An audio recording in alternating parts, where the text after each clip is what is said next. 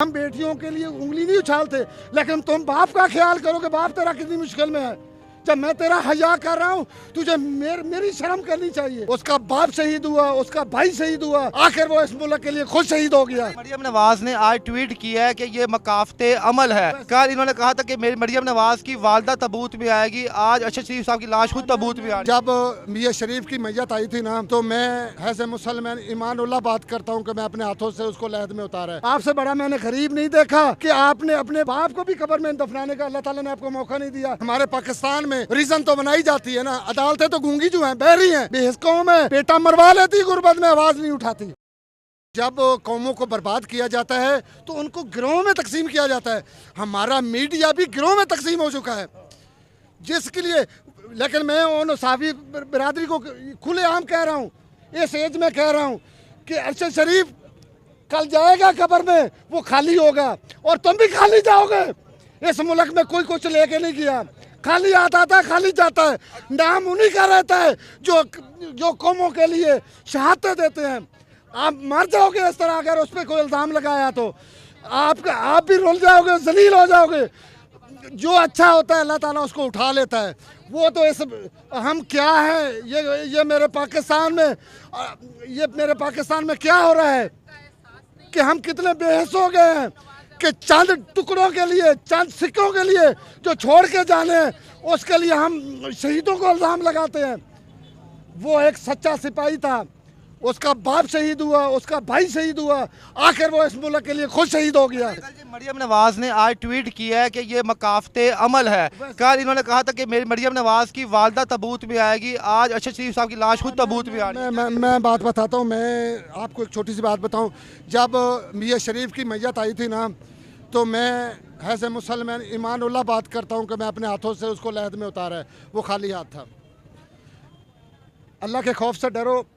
आपके पास इतनी दौलत थी, मैं गरीब हूँ, मैं अपने माँ बाप को अपने हाथों से दफनाया है। मुझे तो छुट्टी नहीं मिल रही थी, मैंने नौकरी को दफा किया, किराया मांग के अपने माँ बाप को अपने हाथों से दफनाया, ख़त्म किया। अल्लाह ताला से ने आपको इतनी दौलत दी, आपसे बड़ा मैंने गरीब नहीं देखा कि आपने अपने बाप को भी कब्र में दफनाने का अल्लाह ताला ने आपको मौका नहीं दिया। अब भी आपने नहीं अगर सोचना या अल्लाह से माफ़ी नहीं मांगनी तो आपकी मर्ज़ी है, ट्वीट करो जो कर, तू मेरी बेटी है। हम बेटियों के लिए उंगली नहीं उछालते, लेकिन तुम बाप का ख्याल करो कि बाप तेरा कितनी मुश्किल में है। जब मैं तेरा हया कर रहा हूँ, तुझे मेरी शर्म करनी चाहिए। ये ना हो कि कल तू मेरा हया छोड़ दे और मैं तेरी शर्म करना छोड़ दूं। ऐसा वक्त न ला तू मुझे पता है तुम कितनी दलेर है बेटा। तू एक लॉन्ग मार्च से डर के तू लंदन छप गई है। हम मरेंगे बेटा, आपके लिए भी मरते रहे हैं। ये सारी कौम मर जाएगी, लेकिन बेटा हमको इमरान खान या सियासत की बात नहीं कर, हमारे मुल्क की बात है। अरशद शरीफ किसी इमरान खान का नहीं था, वो आपका भी था, वो इमरान खान का भी था, वो मौलाना फजल रहमान का भी था, वो उसका भी था, बिलावल का भी था। हम उसकी बात कर रहे हैं। ऐसे अरशद शरीफ हमसे ना छीनो। जब ऐसे ऐसे बच्चे चले जाएंगे तो पाकिस्तान में हम जैसे छोड़ने हैं, बिकाऊ छोड़ने हैं, जिनकी आवाज़ें बंद कर सकते हो तुम। बस करो बेटा, बस बहुत। अरशद शरीफ यहाँ हमारे पाकिस्तान में रीजन तो बनाई जाती है ना, अदालतें तो गूंगी जो हैं, बहरी हैं, वो अमल करती हैं। कल आप ये मैं बोल रहा हूँ, मेरे पे भी इल्ज़ाम मुंशियात का लगेगा, क्यों आज भी मेरे बच्चे जेब से निकलेगी। मेरे बच्चे आज भी भूखे बैठे, तालीम हासिल नहीं की। मैंने इस मुल्क में 18 घंटे नौकरी की है, कल मुझे भी मुंशियात फरोश बना दिया जाएगा। शर्म करो यार, शर्म करो, बहुत हो गया। इस मुल्क को अब किसी के हवाले कर दो, तुम्हारे बस का रोग ही नहीं है चलाना इस मुल्क को। बल्कि अब ये मुल्क पहले ही किसी का गुलाम है। ये आज़ाद मुल्कों में ऐसा होता है कि इतने अच्छे और मुल्क से मोहब्बत करने वाले को आपने कीनिया में मरवा दिया। शर्म करो यार, शर्म करो, बहुत हो गया। मैं बाप हूँ, मेरा बेटा मरा है, मुझे दर्द है, आपको क्या दर्द? जो औलादे हलाल की होती है ना, उनके बाप रोते हैं। मुझे लगता है, मैं क्या कहूँ यार, आप किस औलाद के लिए लड़ेंगे? अंकल जी, अरशद शरीफ साहब सारी जिंदगी हराम खिलाए, हराम खाने वाली कौमों के ना बाप रोते हैं, और वो उनकी औलादे आपकी कब्रों में नहीं जाएगी, शहादत नहीं लेगी। शहादत वही बच्चे लेंगे जो कौम के साथ मुखलिस होंगे। और खुदारा बस कर दो यार, ये कभी मेरी आर्मी को बदनाम किया जाता है, वहाँ वो शहीद होते हैं, आप उसको सियासत का रंग दे देते हो। मेरी फौज पूरी दुनिया की मानी फौज है। बहुत हो गई, आपके जज्बात के, आपकी जज्बात नहीं है। आपके जज्बात की हम कदर करते हैं। अल्लाह करे इस धरती माँ पे इस सबज हलाली परचम की जो नमूस पमाल करते हैं, अल्लाह करे हम उनके मुकाबले में उनसे बदला ले सकें, हम इस सबज हलाली परचम के लिए कुछ कर पाएं, ताकि इस धरती के जो नौजवान हैं वो अक्ल और शौर की बुनियाद पर नौजवानों का बदला ले सकें।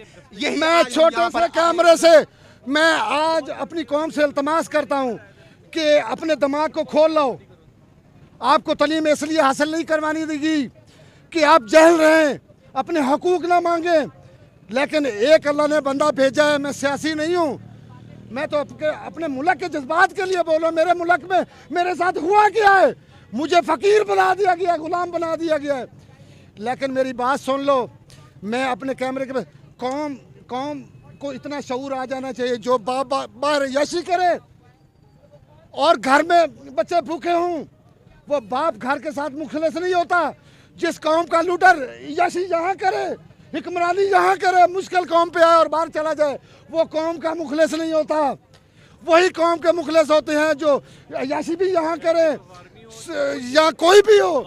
यहाँ हमारे मुल्क को लूटते हैं, जब रिटायर्ड होते हैं तो बाहर महलात बना लेते हैं। अरशद शरीफ साहब एक सवाल करते थे, वो कौन था? अब तो वो इस दुनिया में नहीं रहे, क्या वो सवाल 22 करोड़ अवाम के दिलों में उतार गए सवाल? जी इंशाल्लाह ताला। पता ही क्या होता है कि ये अल्लाह ताला कौमों को ज़िंदा करने के लिए, जब कौमां मुर्दा हो जाती है ना, तो उनको ज़िंदा करने के लिए कोई ना कोई शहादत तो देनी पड़ती है ना किसी को। ऐसे तो नहीं होता, लेकिन ये मदारी हैं, ये डुगडुगी बजा के कल आपका माइंड चेंज करने के लिए कुछ और ड्रामा करेंगे। खुदा रहा उस ड्रामे को अभी पेंडिंग रखो, इसको पाया तकमील पहुँचाओ, इसका इंसाफ लो, वरना कल यार इधर मैं आपको एक बड़ी ख़ास बात बताता हूँ यार। यहाँ देखो, एक बंदा मरा, पूरी इंसानियत मर गई। ये आप जानते हैं ना, यहाँ कितने लोग गुर्बत से मर रहे हैं, वो भी तो किसी के बेटे हैं। आज तक कोई उनका इंसाफ किसी ने लिया? इसलिए कि ये बेस कौम है, बेहस कौम है। बेटा मरवा लेती गुर्बत में, आवाज़ नहीं उठाती, ये इतफाक नहीं करती। आज अगर नहीं हुआ तो कल मेरा बेटा भी मरेगा, कल और मेरा साफी मर जाएगा हक के लिए। ये आपके लिए बोलते हैं भाई, ये आपके लिए अपनी जान तली पे रख के आपके मुल्क के लिए बात करते हैं, आपके हकूक़ की बात करते हैं, आपके मुल्क की बेहतरी की बात करते हैं, और इनको मुल्क बदल कर दिया जाता है और यहाँ उनको सरे राह गोली मार दी जाती है और तुम खामोश देख बैठे रहते हो। यार जो आपको हक दिलवाता है उसके लिए आप 1-2 दिन भी नहीं निकाल सकते। जब आप इसी तरह नहीं निकलेंगे तो कितने अरशद शरीफ मारे जाएंगे। इस मुल्क को एक दिन कोई ना कोई काबिज हो जाएगा।